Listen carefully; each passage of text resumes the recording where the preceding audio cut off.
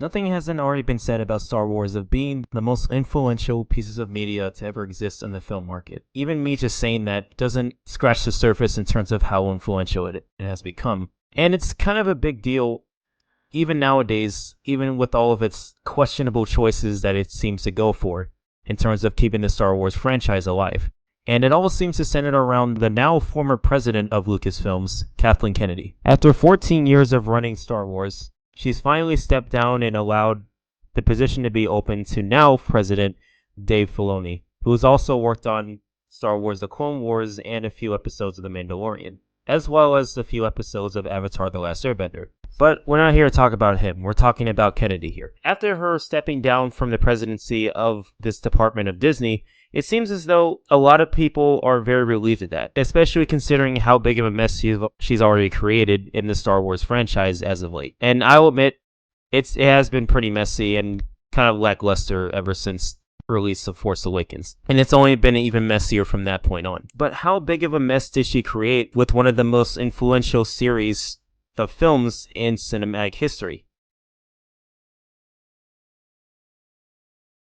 Before I go into that, I want to talk about Kathleen Kennedy's producer filmography because it's a pretty long list. Her most notable films that she worked on as producer, or at least one of many producers of each film I'm going to talk about, there's Poltergeist, there's Indiana Jones Temple of Doom, Gremlins, The Goonies, the Back to the Future franchise, The Color Purple, An American Tail, Who Framed Roger Rabbit, Land Before Time, Jurassic Park, and I don't mean Jurassic World, she had nothing to do with that, but no, Jurassic Park, the one that actually matters, as well as E.T. I pointed those out because those movies are probably one of the greatest films of all time, and she had producer credit for all of those films. So how is it that she never messed up with those films, but she messed up with the Star Wars franchise? It always confused me as to how she messed this up when she has all of that credit.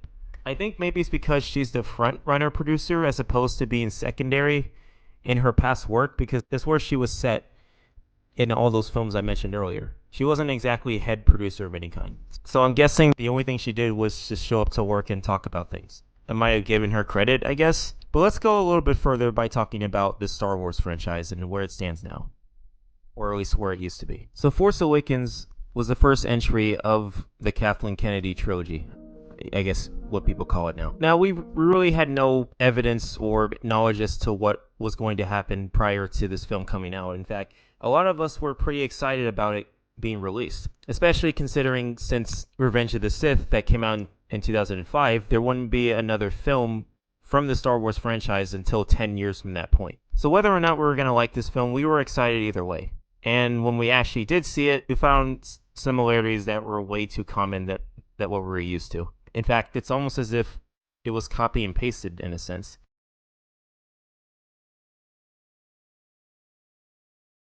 They're the same picture. I mean, of course they had different characters that weren't exactly related to the original characters, although they did appear again in this film. What made it so odd, it played itself as if it was the same film from the first Star Wars movie, which is odd because they went out of their way to try to make a new Star Wars film, but instead they actually made the same movie? What was the thought process there? I mean, it's not horrible. It's not like there's no effort put into it. There are some cool things in it, but they just copy and pasted what was from the first ever Star Wars film. Why did they do that? Wouldn't it make more sense just to make a new Star Wars film that you were proposing as it being a new Star Wars film? I mean, with all the trailers that came out, it left us pretty excited because we knew very little of what was going to happen. And the less we knew, the more we wanted to learn by just simply paying for the matinee or IMAX ticket. So I found it kind of odd how they thought that was necessary. And a lot of people felt the same way. They felt it was the same as what they were seeing before. And a lot of people said that it was necessary to do because they wanted to make sure they kept their audience. But personally, I thought, you have a Star Wars film.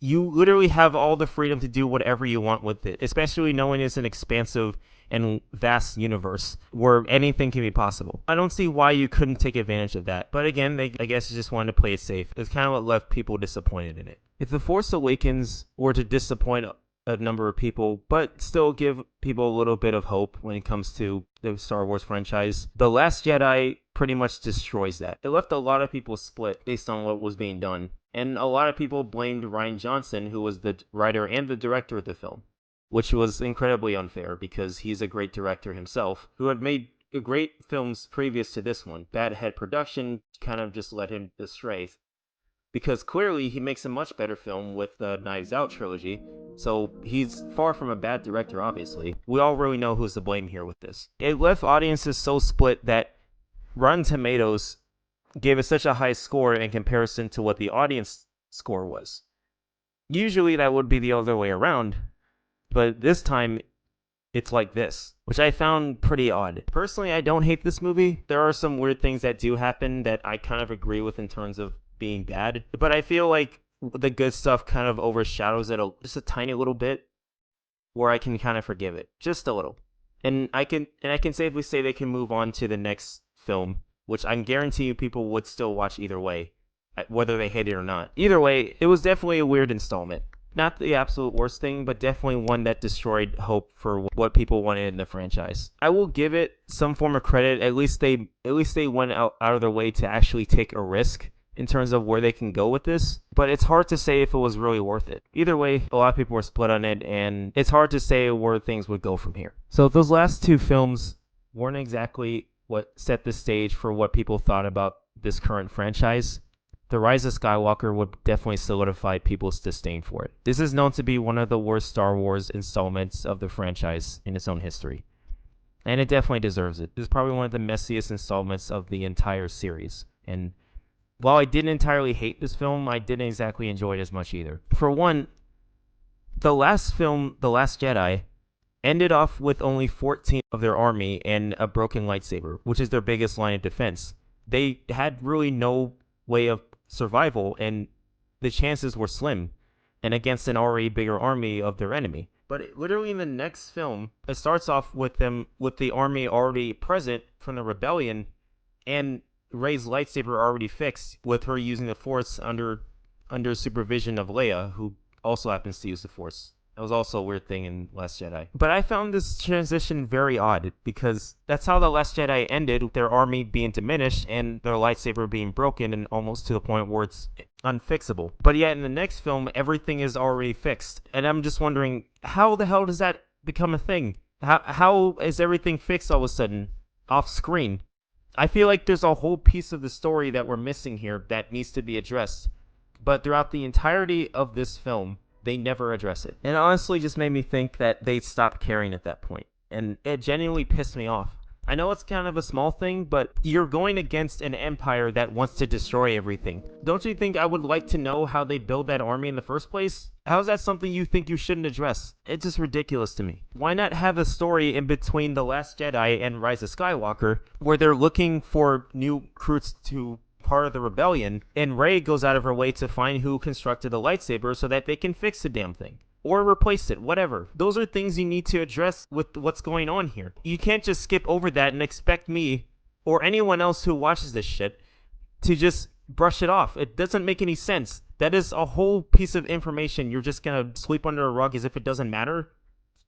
Like, seriously, fuck yourself. I honestly hated that. I hated that so much.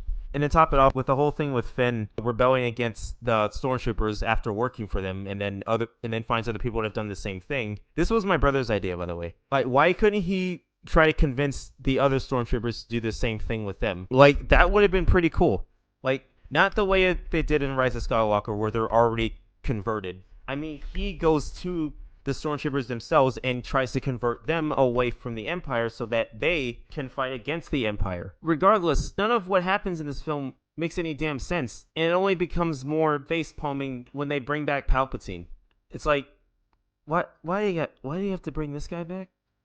Why do you have to bring this guy back? What does he have to do with anything? What, because she might be related to him? Why do people have to be related to anyone? Why can't they just be their own characters? Who gives a shit? This is where it needed to be, just Star Wars of its own kind, and not whatever the hell they're trying to do here. And then to top it off, apparently she's a Skywalker. It's like, okay, sure, whatever. Just end the movie already. I don't even care anymore. This is stupid. And then there's also a bunch of spin-offs that come out on Disney Plus, which I'm not even going to go that further into because I don't really think it's necessary. All I will say is that there are some shows that actually do pretty well, and then there are others that don't do as well.